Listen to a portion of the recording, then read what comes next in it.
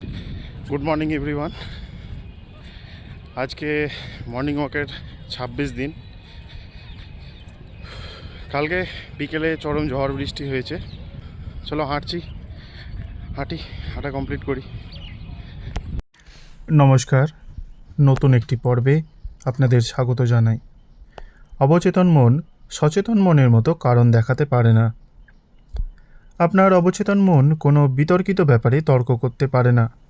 আপনি যদি ভুল পরামর্শ দেন তবে তা ভুল পথেই এগিয়ে যাবে এবং তাকে শর্ত, অভিজ্ঞতা বা ঘটনা বলে ধরে নেবে। আপনার জীবনে যা কিছু ঘটে তা আপনার অবচেতন মনে বিশ্বাসের মাধ্যমে যেসব ধারণা জমে আছে তার প্রভাবেই ঘটে থাকে। যদি আপনি কোনো ভুল ধারণা অবচেতন মনে বয়ে নিয়ে যান তাহলেও চিন্তার কিছু নেই। নির্দিষ্ট পদ্ধতি আছে যা থেকে আপনি এসব থেকে নিস্তার পেতে পারেন। পদ্ধতিটি হলো, আপনি যদি এখন প্রতিনিয়ত সুসংবদ্ধ ও গঠনমূলক চিন্তারাশির বারবার পুনরাবৃত্তি করতে থাকেন তবে আপনার অবচেতন মন তা গ্রহণ করবে ও শুদ্ধ ধারণাগুলি জমতে শুরু করবে এবং আপনার জীবনে ও চিন্তায় স্বাস্থ্যকর অভ্যাস তৈরি হবে, কারণ অবচেতন মন অভ্যাসের দাস। আপনার অভ্যস্ত চিন্তাগুলি আপনার অবচেতন মনে গভীরভাবে রেখাপাত করে। আপনি যদি সুসংবদ্ধ ও গঠনমূলক ও সুস্থ চিন্তা করতে অভ্যস্ত থাকেন তবে তা আপনার পক্ষে খুবই সুবিধাজনক। যদি আপনি ভয়, দুশ্চিন্তা প্রভৃতি ধ্বংসাত্মক চিন্তায় পরিপূর্ণ থাকেন তবে তা থেকে বেরোনোর উপায় হচ্ছে নিজের সর্বশক্তিমান অবচেতন মন ও স্বাধীনতা ও আনন্দ ও সুস্বাস্থ্যের কথা ভাবা। আপনার অবচেতন মন হলো সৃজনশীল এবং দৈবিক শক্তির উৎস, তাই যা আপনি আন্তরিকভাবে প্রার্থনা করেন সেই স্বাধীনতা ও আনন্দ সৃজন করবে। পরামর্শের অসাধারণ ক্ষমতা। এখন আপনি নিশ্চয়ই বুঝে গেছেন যে আপনার সচেতন মনটি হলো প্রহরী এবং তার মূল কাজ হলো আপনার অবচেতন মনকে ভুল বার্তা থেকে রক্ষা করা। আপনি এখন মনের মূল নীতিটি সম্পর্কে অবগত আছেন যে অবচেতন মন পরামর্শ গ্রহণ করে।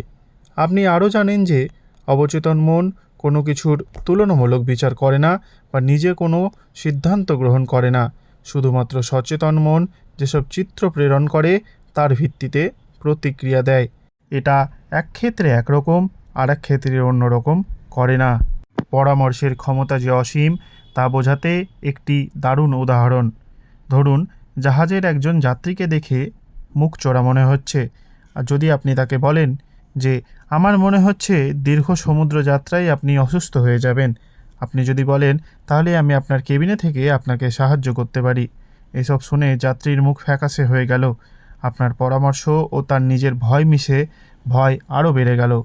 তিনি আপনার পরামর্শ গ্রহণ করলেন। এতে বোঝা গেল যে নেতিবাচক পরামর্শ কিভাবে মানুষকে প্রভাবিত করতে পারে। একই পরামর্শে বিভিন্ন প্রতিক্রিয়া। এটা সত্য যে একই পরামর্শে বিভিন্ন মানুষ বিভিন্নভাবে প্রতিক্রিয়া দিতে পারে, কারণ তাদের অবচেতন মন ও বিশ্বাস আলাদা। যেমন যদি আপনি কোনো জাহাজের নাবিককে সমবেদনা জানিয়ে বলেন যে বন্ধু, তোমাকে খুব অসুস্থ দেখাচ্ছে, তোমার কি অসুস্থ বোধ হচ্ছে না? দেখে মনে হচ্ছে তুমি অসুস্থ হয়ে পড়বে, হয়তো সে কথাটা মজা ভেবে হেসে উড়িয়ে দিতে পারে বা একটু অস্বস্তি বোধ করতে পারে। সেটা তার মনোভাবের উপর নির্ভর করে। তার আত্মবিশ্বাস থাকলে সে আপনার পরামর্শে কান দেবে না, না শোনার ভান করে উড়িয়ে দেবে। পরামর্শের আভিধানিক অর্থ এই যে কোনো কাজ বা উদাহরণের মাধ্যমে কোনো কিছু কারোর মনে ঢুকিয়ে দেওয়া। এটি একটি মানসিক প্রক্রিয়া যার মাধ্যমে কোনো চিন্তা বা ভাবনাকে কাউকে বোঝানো বা গ্রহণ করানোর চেষ্টা করা হয়। তবে মনে রাখতে হবে যে সচেতন মনের ইচ্ছার বিরুদ্ধে অবচেতন মনে কোনো পরামর্শ ঠাঁই পাবে না। অন্যভাবে বলা যেতে পারে যে আপনার সচেতন মন কোনো পরামর্শকে গ্রহণ না করার ক্ষমতা রাখে। ওই নাবিকের ক্ষেত্রে তার সমুদ্র পীড়ার ভয় নেই, তার নিজের রোগ প্রতিরোধ ক্ষমতার প্রতি তার বিশ্বাস আছে, ফলে নেতিবাচক পরামর্শ তাকে ভীত করেনি। অন্য আরেকজন যাত্রীর ক্ষেত্রে এই পরামর্শ কিন্তু ভয়ের কারণ হয়ে দাঁড়িয়েছিল। সুতরাং আমাদের প্রত্যেকেরই নিজের নিজের ভয়, বিশ্বাস, মতামত, ভাবনা, চিন্তা ইত্যাদি আমাদের পরিচালিত করে। আপনি মানসিকভাবে গ্রহণ না করলে পরামর্শের প্রকৃতপক্ষে কোনো নিজস্ব শক্তি নেই। সেই কারণেই পরামর্শের প্রকৃতি অনুসারে আপনার অবচেতন মনের গতি নিয়ন্ত্রিত হয়। সে কিভাবে তার হাতটি হারালো? প্রত্যেক 2 বা 3 বছর পর পর ক্যাক্সটন হলে লন্ডন ট্রুথ ফোরামে আমি একগুচ্ছ বক্তৃতা করে থাকি। বহু বছর আগে আমি এই ফোরামের প্রতিষ্ঠা করেছিলাম। পরামর্শের শক্তি বিষয়ে একটি লেখা ইংরেজি সংবাদপত্রে বেরিয়েছিল। সে সম্পর্কে ডিরেক্টর ডক্টর ইলভিন ফ্লিট আমাকে বলেছিলেন, এখানে একজন মানুষ তার অবচেতন মনকে প্রায় 2 বছর যাবৎ পরামর্শ দিয়ে আসছিল যে আমি আমার মেয়ের সুস্থতার জন্য আমার ডান হাতটা দিয়ে দেব। তার মেয়ে এক বিশেষ ধরনের আর্থারাইটিস ও চামড়ার সমস্যায় ভুগছিল।